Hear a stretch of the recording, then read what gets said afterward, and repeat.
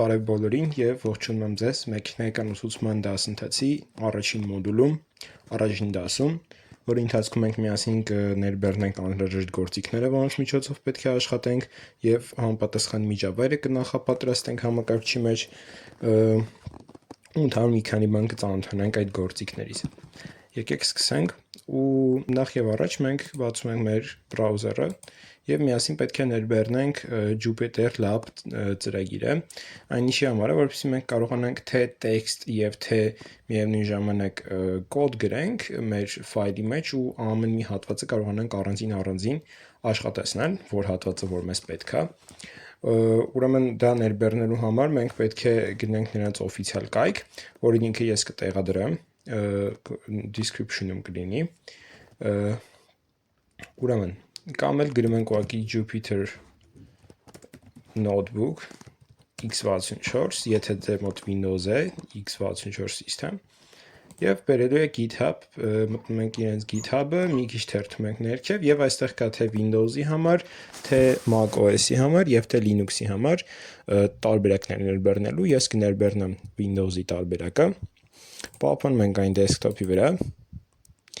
եւ մինչեւ այն ներբեռնումը մենք պետք է ինչպես նաեւ վստահ լինենք, որ ունենք Python մեր մոտ քաշած, դրա համար գրում ենք python.org downloads python 3.14 էլի դեսքթոփի վրա ենք սեյվանում exe ֆայլը եւ պետք է սպասենք մինչեւ նրանք տեղադրվեն։ Մինչև դրանք տեղադրվեն, ես մի քիչ խոսեմ թե այսօր ինչ ենք անելու։ Դե ինչպես ասացի, պետք է պետքական գործիքները մեզ ներբեռնենք ու պետք է նաև ծանոթանանք թե ինչպես են դրանք օգտագործում։ Դրա հետ միասին մենք կօգտագործենք մի քանի գրադարան, կսովորենք դրանց ամենատարրական մի քանի ֆունկցիաներ, մինչև հաջորդ դասը, որ այդ ամեն ինչը ավելի խորացված անցնենք։ Հիմա արդեն տեսնում ենք, որ Python-ը ներբեռնվեց։ Եկեք Python-ը տեղադրենք, մինչև մնացածը եւս ներբեռնվի։ Ուրեմն երկու անգամ սխում ենք այս Python-ի ֆայլի վրա։ Մի քիչ սպասում ենք եւ բերում եմ այսպիսի մի պատուհան։ Այստեղ այս երկու բոքսերի մեջ պետք է այնպես անենք, որ նշված լինի ու install now ենք սխմում։ Սխում ենք այստեղ yes, այո, եւ մի քիչ պետք է սպասենք, մինչեւ այն ավտոմատ ամեն ինչ ներբեռնի։ Մենք հիմա ներբեռնում ենք Python-ի վերջին հասանելի վերսիան, բայց որ վերսիա ավելանեք 3.11 վերսիայից սկսած մնացած բոլորը շատ լավ համապատասխանում են մեր պահանջներին։ Ներկայիս դրությամբ իմ համակարգչի վրա կա երկու Python 3.11, 3.13 եւ 3.14-ն ենք հիմա ներբեռնում, որը համարվում է վերջին ամենաթարմ վերսիան։ Ու ներբեռնելու ենք դրա համար նախտեսված մի քանի գրադարաններ։ Հիմա սպասենք մինչև այն ներբեռնվի։ Աշխատելու ենք NumPy գրադարանի հետ, աշխատելու ենք Matplotlib գրադարանի հետ, աշխատելու ենք Seaborn գրադարանի հետ, Pandas գրադարանի հետ եւ ինչպես նաեւ մի շարք այլ փոքրիկ գրադարաններ, որոնք մեզ պետք են գալու ընթացքում։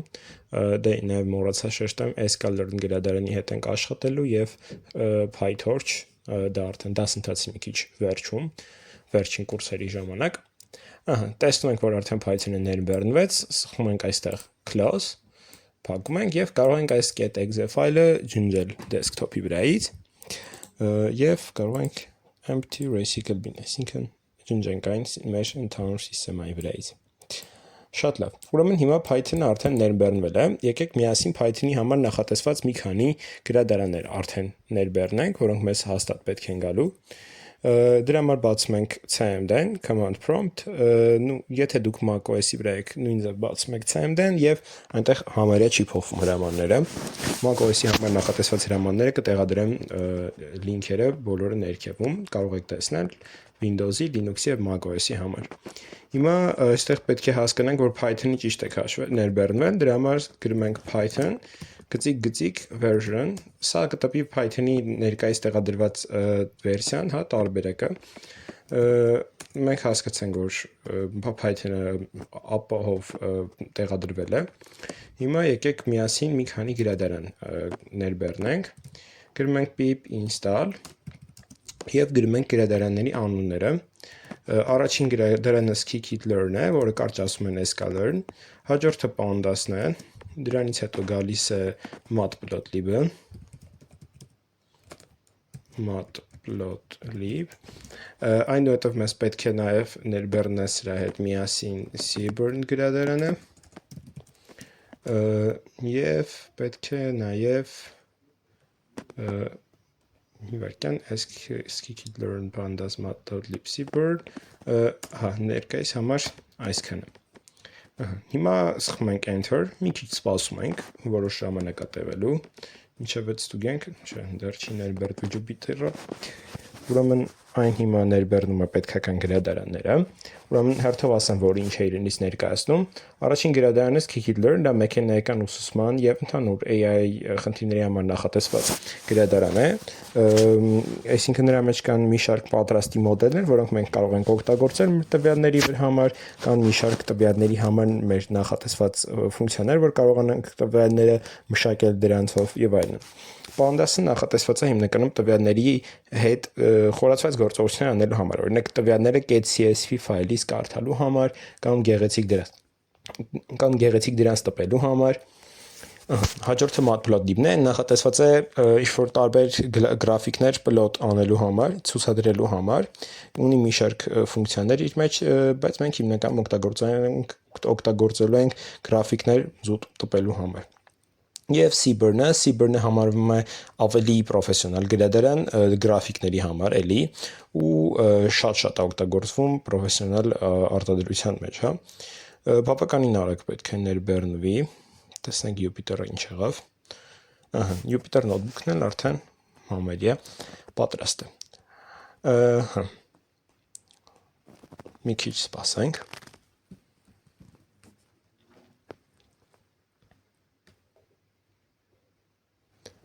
Jupyter-ը արդեն ներբեռնվեց։ Հիմա մտնում ենք մեր desktop, տեսնում ենք, ահա, նրա exe ֆայլը։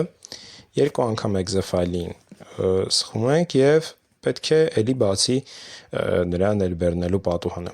Մի քիչ սպասենք։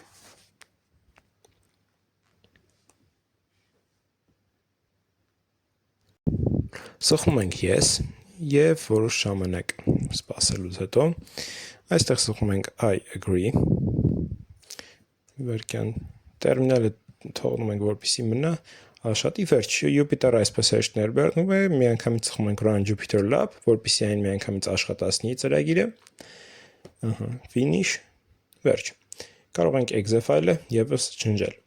հիմա մինչև Jupyter Lab ծրագիրը բացվի ահա արդեն բացվեց Եվ բացելուց հետո շատ հնարավոր է որ այստեղ մի հատ error message բերի այդ դեպքում այստեղ որ պահեք error message-ի վրա ինքը պետք է հնարավոր լինի ոնց որ դրա վրա ոնց որ կտեսնել դուք մեկ անգամ սխում եք վրան ինքը ինչ որ պետքա կքաշի բայց այս դեպքում մենք արդեն ամեն ինչ պատրաստի ունենք դրա համար էլ ոչ մի խնդիր չի առաջանում սխում ենք new notebook-ը հիմնականում զուտ նոր notebook-ը այսպես ասած ստեղծելու համար որում կաշխատենք բայց հիմա մենք կստեղծենք մի նոր folder թղթապանակ որտեղ կպահպանենք այս մեր ողջ դասընթացի ֆայլերը եւ վերջում այդ ամեն ինչը ուղարկվել է նաեւ ձեզ անունը ինչ ուզում ենք կարող ենք դնել ես կդնեմ ml եւ զուտ save ենք անում առանց ինչ-որ բան այնուհետեւ Jupyter Lab-ի միջից open folder ենք սխում desktop ml open վերջ այսինքն մենք հիմա բացում ենք այս մեր բանակը Jupyter Lab-ի միջոցով մեծացնենք մի քիչ էկրանը Ինչպես նաև ստուգենք տեսնենք արդյոք Python-ը ամեն ինչ քաշեց դեռ ներբեռնում է ոչ ուրեմն Jupyter-ում այսպիսի մի edge է բերելու այս edge-ում պետք է սխմենք new notebook Python 3 ipykernel ահա վերջ ու արդեն այս կողմը կարող ենք փակել ու տեսնում ենք Jupyter notebook-ի հիմնական կառուցվածքը ուրեմն այստեղից ինչա պետք հիմնականում իմանալ Տեսեք, այս հատվանդակը, որի մեջ գրում ենք կոդ, կոչվում է cell կամ բջիջ։ Բջիջի մեջ մենք կարող ենք գրել կոդ, մենք կարող ենք ունենալ լիքը բջիջներ ու բջիջը իր մեջ կարող է պարունակի թե կոդ եւ թե text markdown, այսինքն հիմնականում օգտագործելու ենք այս code եւ markdown ռեժիմները, այսինքն օրինակ գրում եմ կոդ, պատկերացնենք print hello Եվ ուզում եմ գրեմ թե այս hello-ն ինչի համար եմ ես գրել Ես մի հատ դրանից վերև կավելացնեմ այս կոճակի միջոցով, հեսա, կավելացնեմ դրանից վերև մի հատ նոր բջիջ, կընտրեմ նրա տեսակը markdown եւ այստեղ կարող եմ տեքստ գրել, օրինակ ներքևի տեքստը, կոդը կտպի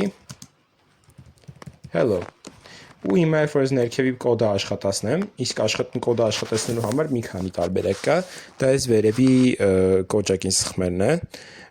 կամ shift enter կոմբինացիայի միջոցով զուտ կոդը run անել, հա, այդ բջիջը։ Ինչպես նաև ասեմ, որ կարող ենք ունենանք մի քանի բջիջներ, այսինքն ես կարող ունենամ մի հատ բջիջ, որ տպում է print hello world, ու ունենամ մի հատ ուրիշ բջիջ, որ տպում է py, օրինակի համար։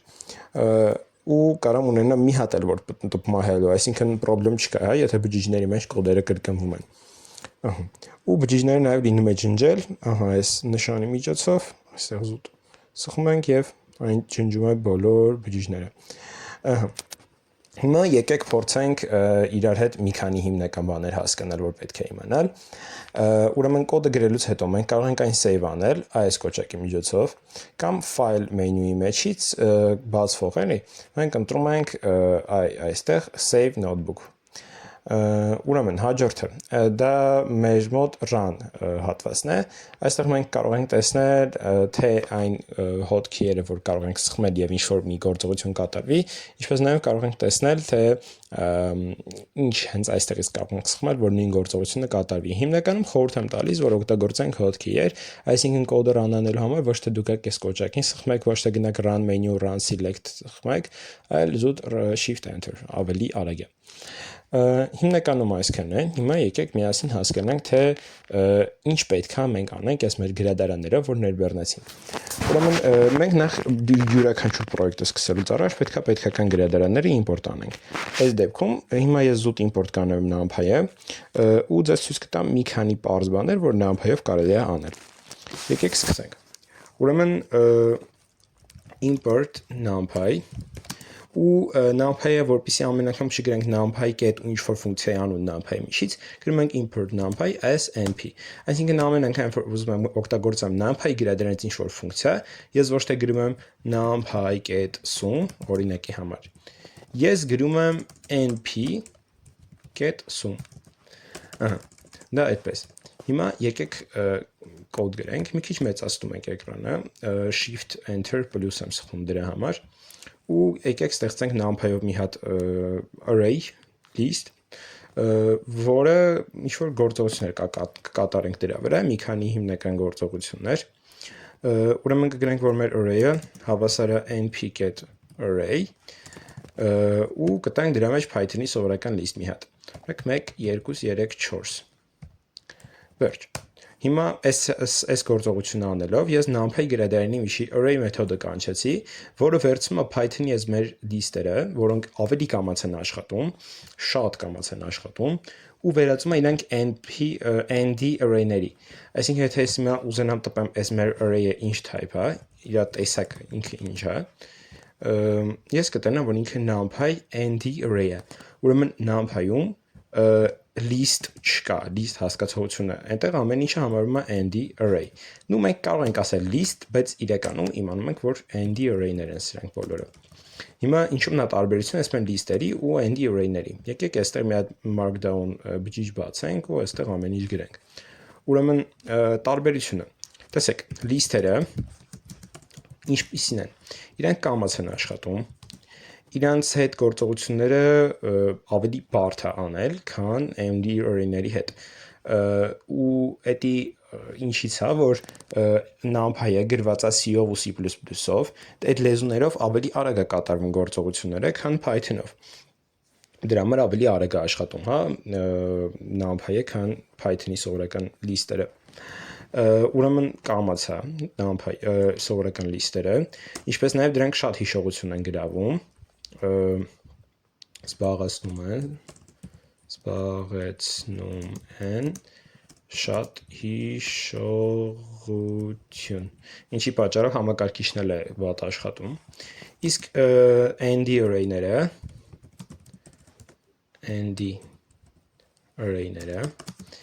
իրանք արագ են աշխատում, դրա հաշվին որ գրված են C++-ով, այսինքն դրանցով գործողությունները NumPy-ը արագ է կատարում։ Դա է էլի իմաստը արագ կամաց ասելով։ Դրանք արագ են աշխատում, զբաղեցնում են քիչ տեղ հիշողության մեջ համակարգչային հիշողության մեջ, էլի։ Ու ինչպես նաև իրանք ստանդարտ են համարվում, ստանդարտ,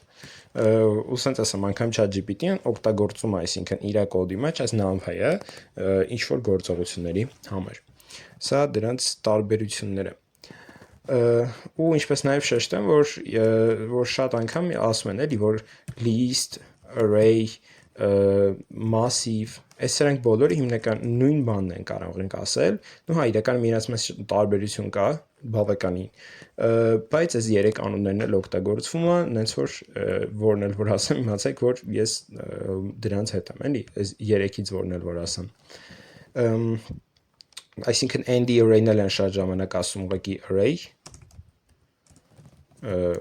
եւ կամ ուղղակի ասում են list,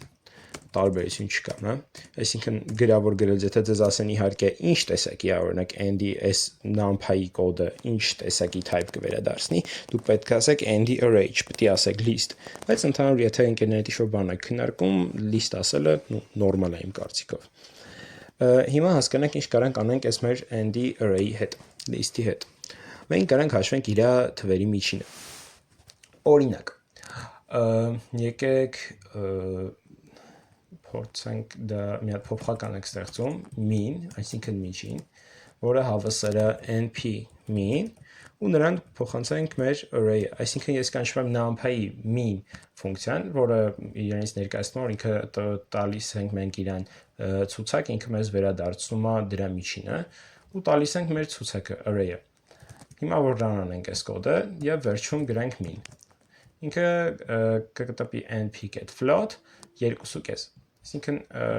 ինքը float արժեք է վերադարձնում 64 բիթանոց 2.5, այսինքն այս list-ի միջինը 2.5-ն է։ Խի ես print mean չարեցի, որովհետև այդ Jupyter notebook-ի մի հատ շատ լավ կողմն է, որ դու կարաս print չանես ինչ-որ մի բան, զուտ վերջում գրես դրա անունը ու ոնց որ preview անես էդի։ Հիմա ջնջում ենք այս հատվածը ու նորմալ եկեք print-երը վերջում անենք։ Հիմա եկեք հաշվենք օրինակ այս NumPy array-ի գումարը իր միջի էլեմենտների, գրենք որ sum array-ը հավասար է np sum ու կգրենք array։ Ու եկեք հիմա ստուգենք մեր sum array-ը եւ տեսնում ենք 10։ Այսինքն ինքը ճիշտ է, ոչ է, 1-ին գումարած 2, 3, 3-ին գումարած 3, 6, 6-ին գումարած 4, 10։ Շատ լավ։ Հիմա եկեք գեղեցիկ այս ամեն ինչը տպենք, դրա համար կօգտագործենք էլի մեր print-երը, ու տեսեք ինչ հիմնաբան է։ Ես կարամ այս տպելու համար առանձին cell բջիջ ստեղծեմ ու տպելը դրա մեջ անեմ։ Գրում եմ print ու գրում եմ եկեք f տողերի միջոցով անենք mean of array եւ կգրենք mean փոփոխականը մեր եւ կգրենք մի հատ նոր տող կավելացնենք վերջից ու մի հատ էլ print կանենք, եկեք գրենք print f ու կօգտագործենք sum եւ այստեղ կտպենք sum array-ը եւ այստեղ է նոր մի հատ թող լինի։ Շատ լավ, հիմա run ենք անում եւ տեսնում ենք, որ ահա մեր պատասխանը։ Սա ընդհանուրս NumPy-ի մասին որ ահա որ քիչ, ինչու իրականում մենք շատ լիքը բաներ պետք է դեռ անցնենք դրա մասին, զուտ որ իմանանք, հա, NumPy-ի մասին ընդհանուր ինքը ինչ է։ Ուրեմն սա այսպես փոքր կոդի վրա ցույց տվեցի ոնց է աշխատում ընդհանուր Jupyter notebook-ը։ Հիմա դուք կարող եք արդեն ձեր սեփական ինչ-որ փորձարկումներ անել, ինչ-որ մինի պրոյեկտներ փորձեք գրել այս Jupyter notebook-ով ու եթե ուզում եք կարող եք ուղարկել դրանք ինձ, ես կնշեմ իմ անձնական էջը կոմենտներում, դուք կարող եք ուղարկել ինձ Telegram-ով, ես ինչու ոչ կնայեմ, եթե դրանցից ինչ-որ հետաքրքիր բաներ լինի, կտեղադրեմ ալիքում, որպեսզի բոլորը նայեն, ինչ-որ մոտիվացիա ստանան, հա։ Դե իսկ այսօրվա դասի համար այսքանն էր, մենք միասին սովորեցինք ինչպես ենք ոնց որ պատրաստելու միջավայրը, որում հետագա բոլոր դասերը լինելու են։ Շնորհակալություն դասընթացի միջավայր շնորհելու համար, հետո կիսվեք ձեր ընկերների հետ, կիսվեցել դպրոցներում հետաքրքրվողների հետ եւ միասին զարգացնենք համայնքը։ Ստեղծում բոլորին։